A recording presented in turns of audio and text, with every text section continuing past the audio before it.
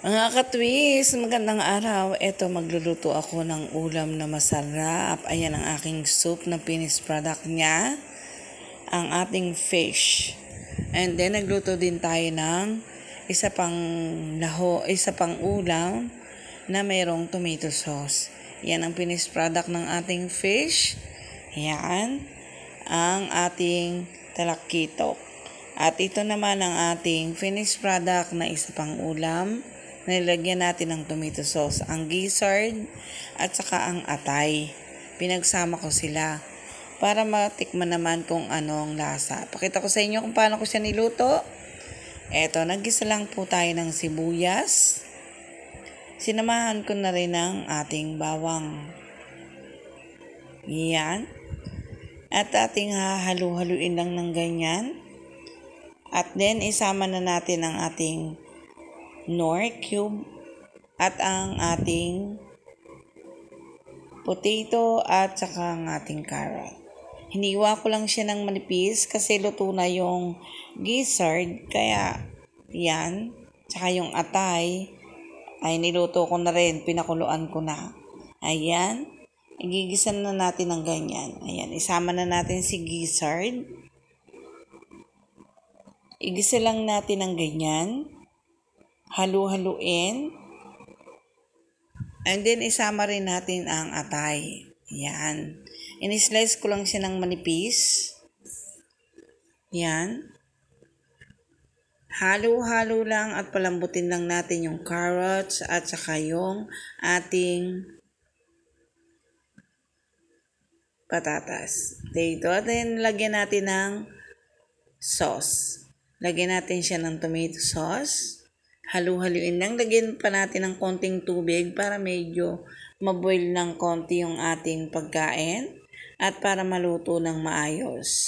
Konti lang na tubig, yung tansyado lang, yung pangkulo lang, and then para sumarap siya. Ayan. Pag naluto na siya, mix na yung lasa niya.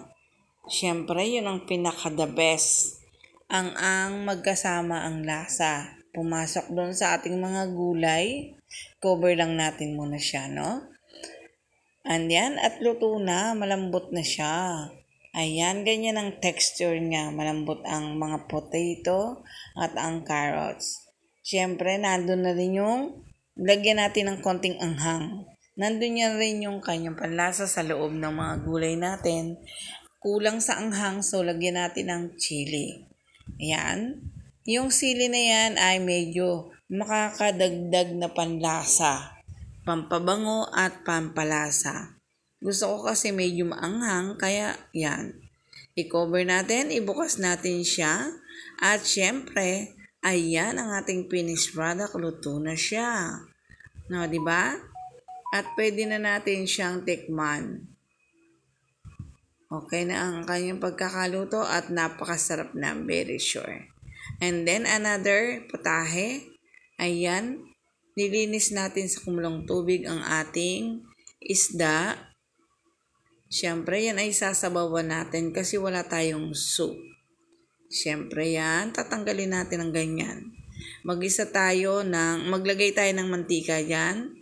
Ilagay ko yung pinitpit ko lang na bawang para yung katas niya medyo lumabas at lumasa sa isda. Kasi kung slice siya, kung in-slice siya, mas masarap kung dinikdik, no? Lagyan natin yan ng bawang at ng tubig. And then, ganyan lang. Pakuluin lang natin siya, dagdagan pa natin ng konti pang tubig. And then, ilagay na natin yung ating isda. Yan.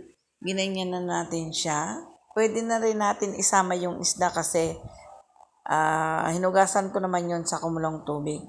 Yan. Sama na natin yung ating ulo. Kabiyak lang na ulo yan. Yan. Ilalagay lang natin siya sa kumulo. Hanggang sa kumulo, lagyan din natin ng isang Knorr cube. Yan ang pinakapanlasa niya. Yan. Cover lang natin. Lagyan natin siya ng pechay. Ayan. Pechay Tagalog lang ang palagay dyan para masarap. Nilagyan ko rin ng sili para maanghang. Kung napapansin nyo, palagi nilang niluluto ko ay may sili. Ayan, nilagyan ko rin ng malunggay para madagdagan ang ating gulay. Kasi panglagay na naman sa optional naman ang paglagay ng gulay. So, depende yan sa inyo. Ang gusto ko kasi may malunggay, may pechay, para mas maraming gulay. 'Di ba? Mas masarap, masustansya, at makakaganda sa ating katawan. At ayan na ang ating finished product. Luto ng lahat. Ayan, ready na. Pwede na rin tayong kumain. Ayan. Luto na, pwede niyo rin gawing pang negosyo mga yan. Yan, depende lang sa inyo. Ha? Tatansyahin niyo yung slice, yung mga ng gulay, ganyan, pag pangbenta. Thank you for watching.